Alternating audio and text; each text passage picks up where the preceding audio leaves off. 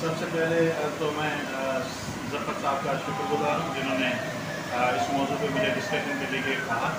तो आज हम बेसिकली डिस्कस करना चाहेंगे 1973 के कॉन्स्टिट्यूशन के हवाले से। तो पहले मैं इसको एक्सप्लेन करूँगी उसके इम्पोर्टेंट सेलियंट फीचर्स क्या हैं, लेकिन इससे भी पहले ज़रूरी है कि हमें ये पता होना चाहिए कि आइन कहते किसे, ठीक है, व्हाट इज़ कॉन्स्टिट्यूशन। तो कॉन्स्टिट्यूशन बेसिकली उसकी अगर सिंपलेस्ट डेफिनेशन जो हम करेंगे वो ये हो सकता है कि सेट ऑफ द रूल्स, ठीक है, जो ऐसे रूल्स जिसके तहत जो है कोई भी मुल्क कोई भी निज़ाम जो है आपका चलेगा, और वो स्टेट रूल्स आप उसे कह सकते हैं जो रियासत की तरफ से या एक सिस्टम की तरफ से बनाए जाते हैं। अब दुनिया में जो है ना वो डिफरेंट टाइप्स भी होते हैं कॉन्स्टिट्यूशन के, जिसमें रिटन कॉन्स्टिट्यूशन होते हैं, अनरिटन कॉन्स्टिट्यूशन होते हैं। आमतौर पे जनरली ये समझा जाता है कि जिस तरह बरतानिया का कॉन्स्टिट्यूशन है वो अनरिटन कॉन्स्टिट्यूशन है।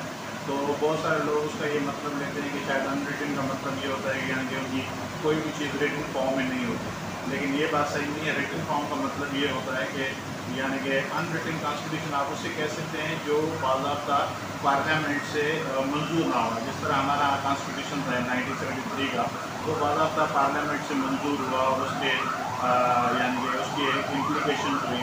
तो वो ज़्यादातर बरतानवी जो कॉन्स्टिट्यूशन है जिसे अनरिटन कॉन्स्टिट्यूशन कहा जाता है, वो ज़्यादातर आपकी जो कन्वेक्शंस हैं और जो आपकी ट्रेडिशंस हैं उस पर रिलाई करता है, इसलिए उसे अनरिटन कॉन्स्टिट्यूशन कहते हैं। लेकिन वो वहाँ पे जो भी कवानीन हैं वो भी किसी हद तक रिटन फॉर्म में होते हैं। तो अब हम आते हैं कि पाकिस्तान का जो 1973 का कॉन्स्टिट्यूशन है उसकी तारीख क्या है और उसके हवाले से उसके जो इम्पोर्टेंट फीचर्स हैं। थोड़ा पहले उसके बैकग्राउंड पे नज़र डालते हैं कि उस वक्त क्या हालात है जब ये कॉन्स्टिट्यूशन बनाने की हमें ज़रूरत महसूस हुई। तो आपको पता है कि कॉन्स्टिट्यूशन पाकिस्तान में 3 कॉन्स्टिट्यूशन आ चुके थे। इससे पहले 2 कॉन्स्टिट्यूशन आए थे 1956 एंड 62, ठीक है। ये जो अभी करंट कॉन्स्टिट्यूशन है ये तीसरा कॉन्स्टिट्यूशन था जिसे हम इस्लामिक रिपब्लिक ऑफ कॉन्स्टिट्यूशन यानी कि 1973 का कॉन्स्टिट्यूशन कहते हैं। तो इससे पहले जो दोनों कॉन्स्टिट्यूशन थे उसकी एक अलग से तारीख है, उस पर हम डिटेल में नहीं जाएंगे, क्योंकि आपको ये पता होना चाहिए कि Pakistan came into being in 1947 there was no constitution and the first constitution was implemented after 9 years, ठीक है।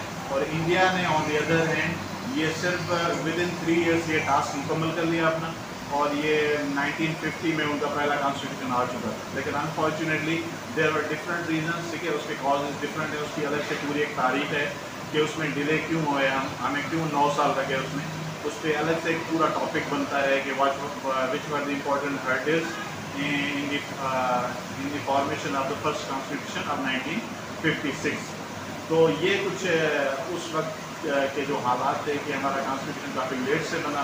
फिर 1973 का जो कॉन्स्टिट्यूशन है अगर उसको बैकग्राउंड के तौर पे देखें तो उससे पहले आपको पता है 1970 में एक जनरल इलेक्शन हुए थे जिसके नताइज रहे थे, जिसमें 2 इम्पोर्टेंट पार्टीज उस वक्त की जो पीपल्स पार्टी थी वेस्ट पाकिस्तान में और ईस्ट पाकिस्तान में अवामी लीग, जिसको लीड कर रहे थे शेख मुजीबुर रहमान। तो आपने देखा कि उसके रिजल्ट किस तरह रहे। ये एक बड़ी इंटरेस्टिंग जो है ना तारीख है पाकिस्तान की, जिसमें शेख मुजीबुर रहमान ने जो है वो अक्सरियत हासिल की और देयर वर 162 सीट्स, जिसमें he got 160 seats in total in east Pakistan, ठीक है। और वेस्ट पाकिस्तान में उन्होंने एक भी सीट नहीं ली, और पीपल्स पार्टी ने भी 81 सीट्स ली यहाँ पे वेस्ट पाकिस्तान में, और ईस्ट पाकिस्तान में उन्होंने भी सीट्स नहीं ली। तो उसके नतीजे में एक क्राइसिस पैदा हुआ, क्योंकि उस वक्त की जो इस्टेब्लिशमेंट थी, आप ये किसी हद तक ये भी कह सकते हैं कि Zulfikar Ali Bhutto even was not interested कि वो शेख मुजीबुर रहमान को जो है वो पावर हैंड ओवर करें। और उस वक्त इस्टेब्लिशमेंट भी ये चाह रही थी कि मैं उस वक्त उनका जो ज़्यादा फोकस था या इलेक्शन मैनिफेस्टो था वो ज़्यादातर शेख मुजीबुर रहमान का प्रोमिशनल अटानमी में था, और उनके जो 6 पॉइंट्स थे जो 1956 में दिए गए थे उससे जो है ना काफ़ी उस वक्त की इस्टेब्लिशमेंट काफ़ी खौफजदा थी कि ये जब आएंगे तो ऐसा कॉन्स्टिट्यूशन ना बना दें जिसमें तमाम जो है वो पावर जो है वो सूबों को दिए। तो ये बहुत एक इम्पॉर्टेंट चीज़ थी जिसको मद्देनजर रखते हुए काफ़ी एक सिचुएशन ऐसी क्रिएट की गई जिसमें उसको जो है ना उस वक्त पावर जो है वो ट्रांसफ़र नहीं किया गया और उसको हुकूमत नहीं दी। और इसका नतीजा फिर जो होना था आपने देखा कि नतीजा ये हुआ कि वहाँ पे सिविल नाफरमानी की तहरीक चली ईस्ट पाकिस्तान में, और जिसके नतीजे में फौजी ऑपरेशन करना पड़ा, और फौजी ऑपरेशन जिसका नाम है ऑपरेशन सर्च लाइट, ठीक है। और उसके बाद फिर इस क्राइसिस में नतीजा इसका ये हुआ कि finally the East Pakistan was disintegrated and became Bangladesh in 1971, ठीक है। जो 16 दिसंबर 1971 को हम आज भी सुकूत ढाका के नाम से दिन मनाते हैं, या सेपरेशन ऑफ ईस्ट पाकिस्तान आप उसे कह दें, तो वो जब अलग हो गया तो वो बांग्लादेश अलग से एक सॉवरेन स्टेट बन गया। तो शुरू में पाकिस्तान ने उसको तस्लीम नहीं किया, तकरीबन 1974 तक। फिर जब पहली हमारी लाहौर में ऑर्गेनाइजेशन ऑफ इस्लामिक कॉन्फ्रेंस हुई थी, इस्लामिक समिट लाहौर में जुल्फ़िकार भुट्टो के दौर में, तो उसमें बाकायदा बांग्लादेश को तस्लीम किया गया और उसमें शेख मुजीबुर रहमान ने पार्टिसिपेट भी किया था।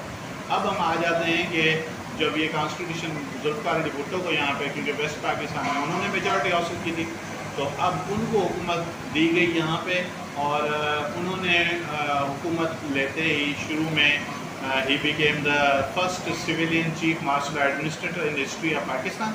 बाद में उन्होंने कॉन्स्टिट्यूशन पे काम करना शुरू कर दिया, उस पर डिस्कशन हुई कि मुल्क के लिए नया कॉन्स्टिट्यूशन होना चाहिए, और वो नया कॉन्स्टिट्यूशन के लिए जुल्फ़िकार भुट्टो ने 1972 में, आपको मैं बताता चलूँ कि 17 अप्रैल 1972 को उन्होंने 25 मेंबर्स की एक कमेटी बनाई, जिसमें 25 मेंबर की एक कमेटी बनी, जिसको अली मोहम्मद कसूरी जो थे, मोहम्मद अली कसूरी, उन्होंने जो है वो लीड किया, और बाकी भी डिफरेंट पार्लियामेंटेरियंस थे। और आखिरकार उन्होंने उसी साल में अक्टूबर में बाकायदा जो एक इंटरम रिपोर्ट कह लें, या जो फर्स्ट ड्राफ्ट था, उसको जो है उस पर साइन कर लिए, और ये कॉन्स्टिट्यूशन बिल जो बाकायदा बिल पास हुआ वो हुआ 10 अप्रैल 1973 को, और बाकायदा मुल्क में जो इम्प्लीमेंट हुआ वो हुआ था 1973 14 अगस्त को, ठीक है। जो हमारा आज़ादी का दिन भी है उसी डेट को उन्होंने मुंतखब किया, और उसी को फिर 1973 का कॉन्स्टिट्यूशन को बाकायदा मुल्क में इम्प्लीमेंट किया गया। तो ये था उसका हिस्टोरिकल बैकग्राउंड था इस हवाले से आपको समझाने के लिए। अब हम आ जाते हैं उसके कुछ इम्पोर्टेंट जो फीचर्स हैं उसके बाद। तो features there were different features, और उसको तफसीली बता सकते हैं कि 1973 के बहुत सारे फीचर्स हैं, और उस पर एक अलग से तफसीली बहस हो सकती है, लेकिन हम उसके जो मेन इम्पॉर्टेंट फीचर्स हैं सिर्फ उसको इस वक्त डिस्कस करना चाहेंगे। सबसे पहले तो आपको ये बताएंगे 1973 constitution was a written constitution, वो एक रिटन डॉक्यूमेंट है जो आज भी मौजूद है, ठीक है, आप उसे देख सकते हैं। और उसमें इस वक्त टोटल जो आर्टिकल्स की तादाद है वो है 280 आर्टिकल्स। उसके अलावा आप ये देख लेंगे इस कॉन्स्टिट्यूशन में federal form of government was adopted, वफाकी तर्ज़ हुकूमत को इम्प्लीमेंट किया गया, और वो अडॉप्ट किया गया 1973 कॉन्स्टिट्यूशन में। अच्छा, ये भी मैं यहाँ बताता चलूँ कि वफाकी हुकूमत का मतलब क्या होता है। वफाकी हुकूमत का मतलब ये है कि भाई जहाँ पे आपकी एक सेंट्रल गवर्नमेंट हो और आपकी प्रोविंशनल गवर्नमेंट्स हो या यूनिट्स की गवर्नमेंट्स हो, दोनों। लेकिन वफाकी हुकूमत में या वफाकी सिस्टम में फेडरल फॉर्म ऑफ गवर्नमेंट में भी एक पार्लियामेंट्री फॉर्म ऑफ गवर्नमेंट हो सकता है, एक प्रेसिडेंशियल फॉर्म ऑफ गवर्नमेंट हो सकता है। जिस तरह अमेरिका में प्रेसिडेंशियल फॉर्म ऑफ गवर्नमेंट है, पाकिस्तान में पार्लियामेंट्री फॉर्म ऑफ गवर्नमेंट है, लेकिन दोनों को आप फेडरल फॉर्म ऑफ गवर्नमेंट कह सकते हैं। तो federal form of government at laws दोनों सिस्टम, उसमें फिर अंदर अलग अलग सिस्टम है गवर्नेंस के सिस्टम। और तीसरा इसका इम्पोर्टेंट पॉइंट ये है कि parliamentary form of government was adopted in Pakistan. Parliamentary form of government में मेन चीज़ ये होती है कि उसमें जो सरबरा होता है हुकूमत का, या जो मेन जिसके पास पावर्स होते हैं, या जो आप समझें कि इंतज़ामी पावर जिसके पास होते हैं, वो होता है आपका प्राइम मिनिस्टर। और इस वक्त पाकिस्तान में भी जो इम्प्लीमेंटेड है ये पार्लियामेंट्री फॉर्म, उसमें सबसे ताकतवर शख्स जो है वो है आपका प्राइम मिनिस्टर, ठीक है। तो प्राइम मिनिस्टर उसमें ज़्यादा ताकतवर होता है, और प्राइम मिनिस्टर के पास ज़्यादा इख्तियार होते हैं एज़ कम्पेयर टू प्रेसिडेंट, जिस तरह पाकिस्तान में भी इस वक्त है। और प्रेसिडेंट यहाँ पे इस वक्त आप देखें कि 1973 कॉन्स्टिट्यूशन के मुताबिक वो एक सेरेमोनियल फिगर है, ठीक है। वो एक आप उसे नॉमिनल कह सकते हैं, ये इतने पावर्स नहीं है ज़्यादा।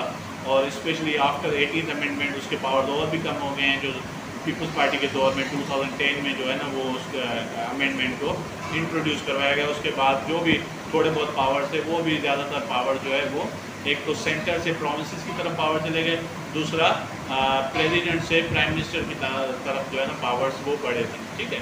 तो उसके अलावा आप ये कह सकते हैं कि इस्लामिक जो है सिस्टम जो है उसके हवाले से भी इसमें कॉन्स्टिट्यूशन में बातें की गई। उसके हवाले से आप ये समझें कि प्रेसिडेंट और जो प्राइम मिनिस्टर उन दोनों का मुस्लिम होना लाजमी है। और प्रेसिडेंट के लिए जो इस वक्त एज है वो 45 ईयर्स है, यानी कि उससे कम नहीं होनी चाहिए, और आपका वो मुस्लिम होना चाहिए, ठीक है। और इसके अलावा एक और इम्पॉर्टेंट बहुत इसका फीचर है जो है इसकी खुसूसियात में से शामिल है, और वो है कि bicameral legislature was adopted in this constitution. अब बाइकैमरल का मतलब क्या होता है? बाइकैमरल का मतलब होता है दो ऐवान जिसमें हों, ठीक है। एक होता है यूनिकैमरल और एक होता है बाइकैमरल। तो यूनिकैमरल यानी कि एक ऐवानी जिसमें एक ही ऐवान हो, और बाइकैमरल यानी कि जिसमें दो ऐवान। पाकिस्तान के जो पिछले दोनों कॉन्स्टिट्यूशन थे, 1956 का कॉन्स्टिट्यूशन और 62 का कॉन्स्टिट्यूशन, इन दोनों में जो है यूनिकैमरल लेजिस्लेचर अडॉप्ट किया गया था, यानी कि सिर्फ नेशनल असेंबली जो है ना वो वजूद रखती थी और उसमें तमाम मेंबर्स शामिल थे। लेकिन इसमें 1973 में अभी आपको पता है there is upper house which is known as senate, and there is a lower house which is known as national assembly. तो नेशनल असेंबली की जो आपकी जो उसका स्टेटस है या उसकी जो इम्पोर्टेंस है वो होती है अकॉर्डिंग टू द पॉपुलेशन। जिस तरह इस वक्त पंजाब में आपको पता होना चाहिए कि सबसे ज़्यादा पॉपुलेशन है, तो उसकी number of seats national assembly में सबसे ज़्यादा होंगी। और सेनेट का जो कॉन्सेप्ट है, वैसे जो अपर हाउस का कॉन्सेप्ट ये होता है, क्योंकि एक तरफ जब आप लोअर हाउस में पॉपुलेशन की बुनियाद पे आप रिप्रेजेंटेशन देते हैं, तो दूसरी तरफ एक ऐसा ऐवान होना चाहिए जिसमें आप यूनिट्स की बुनियाद पे रिप्रेजेंटेशन दें। तो यहाँ पे अपर हाउस में, सेनेट में आपने देखा होगा कि currently there are 104 seats of the national assembly. उसमें अगर आप प्रोविंसेस की सीट्स देखें तो वो इक्वल हैं, ठीक है। बलूचिस्तान की भी इक्वल सेम सीट्स होंगी, और आपकी पंजाब की, सिंध की और खैबर पख्तूनख्वा की। उसमें ये नहीं है कि अब बलूचिस्तान की क्योंकि पॉपुलेशन कम है और पंजाब की ज़्यादा है तो उसमें उस हिसाब से होना चाहिए। तो उसमें यूनिट्स के हिसाब से देखा जाता है, यानी कि उसमें यूनिट की रिप्रेजेंटेशन होगी ताकि उसको भी फ़ायदा हो, सिर्फ पॉपुलेशन की बुनियाद पर ना हो। तो ये कुछ इंपॉर्टेंट पॉइंट्स हैं। इसके अलावा भी इसके बहुत सारे पॉइंट्स हो सकते हैं जिसको हम बता सकते हैं। और आखिर में बस सिर्फ इसकी बहुत इंपॉर्टेंट एक चीज़ जो है वो मैं आपको बताना चाहूँगा। सर मेन फीचर्स में से माइनॉरिटीज़ पे डिस्कस करें। 1973 में माइनॉरिटीज़ के फीचर्स क्या हैं, कॉन्स्टिट्यूशन में क्या है? माइनॉरिटीज़ के हवाले से आपको पता है कि पाकिस्तान उनके लिए राइट्स क्या हैं? जी, माइनॉरिटीज़ में आपको सबसे पहले तो ये समझना चाहिए क्योंकि पाकिस्तान जब बना भी था तो कायदे मोहम्मद अली जिन्नाह ने माइनॉरिटीज़ के हवाले से क्या कहा था, ये भी बहुत इंपॉर्टेंट था, क्योंकि उसके बाद जो भी डॉक्यूमेंट्स आए हैं उसके हवाले से उस चीज़ को ख़ास एक एहतराम के तौर पे लिया गया और उसके लिए ख़ास किस्म के जो है फीचर्स की बुनियाद रखी गई है। आपको ये याद होगी कायदे मोहम्मद अली जिन्नाह की स्टेटमेंट जिसमें उन्होंने कहा था कि you are free to go to your temples, your mosque और any other place of worship. आप आज़ाद हैं, मंदिर जाएँ, मस्जिद जाएँ या कलीसा जाएँ।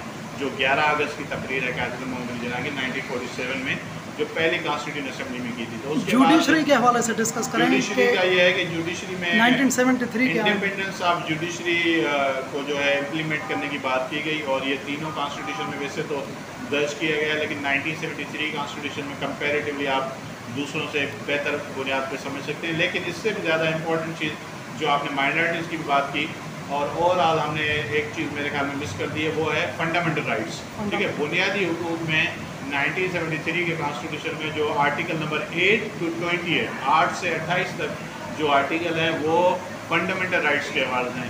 तो फंडामेंटल राइट्स का मतलब क्या होता है? आपके बुनियादी हुकूक, यानी कि आप राइट टू मूवमेंट, ठीक है, राइट ऑफ मूवमेंट, या आप समझे डिटेंशन के हवाले से, फ्रीडम ऑफ स्पीच के हवाले से, ठीक है, रिलीजन की आज़ादी, आप अपना रिलीजन जो है जो भी आपकी उसको प्रैक्टिस करना चाहें, आपका जो उस रिलीजन के हिसाब से, तो ये भी तमाम जो है इसमें फीचर्स जो है बताए गए थे। तो ये मेरे ख्याल में अगर आप सर 1973 के आइन में फर्स्ट टाइम मुस्लिम की डेफिनेशन दी गई थी जी। मुस्लिम की क्यों डेफिनेशन दी गई? क्या कादियानी मूवमेंट जो है किस पॉइंट ऑफ व्यू से मुसलमान की डेफिनेशन दी गई कि मुसलमान वो है जो बेसिक प्रिंसिपल ऑफ इस्लाम के जो है फंडामेंटल्स उन पे वो यकीन रखे? क्या है मुस्लिम की डेफिनेशन क्या है? देखिए, इसमें बहुत आपने अच्छा क्वेश्चन रेज किया है, और वो ये था कि क्योंकि हम देखते हैं 1962 और 56 में कोई क्लियर डेफिनेशन नहीं दी गई। देखिए 1956 और 62 में एक क्लियर डेफिनेशन नहीं थी, और ये जो कादियानी वाला इशू जो था एक जिसे आप माइनॉरिटी ग्रुप कह लें, ठीक है, तो उसके हवाले से जो है शुरू में 1950s के दौर में भी कुछ तहरीकें शुरू हो गई थी। अब उसकी अलग से इंटरप्रिटेशन है कि जो ख्वाजा नाज़िमुद्दीन की हुकूमत को गिराने के लिए भी कुछ क्राइसिस पैदा किए गए थे उस वक्त, और एक कादियानी का जो कादियाना वाला जो क्राइसिस था उसमें जो उस वक्त की पंजाब की जो गवर्नमेंट थी या कुछ और भी जो हाथ उसमें शामिल थे, लेकिन उस पर हम ज़्यादा डिटेल में नहीं जाते।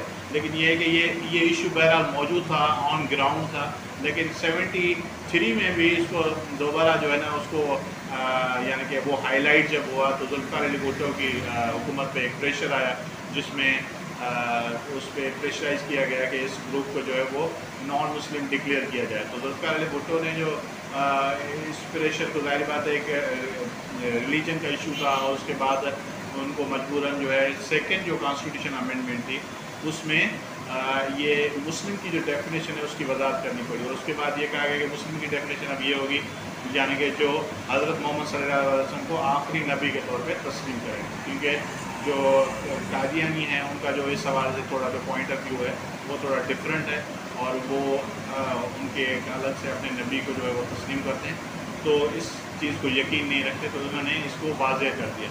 उसके बाद तब से लेकर इसको एक माइनॉरिटी तस्लीम किया जाता है और एक नॉन मुस्लिम आप उसे कह देंगे ग्रुप के तौर पे देखा जाता है।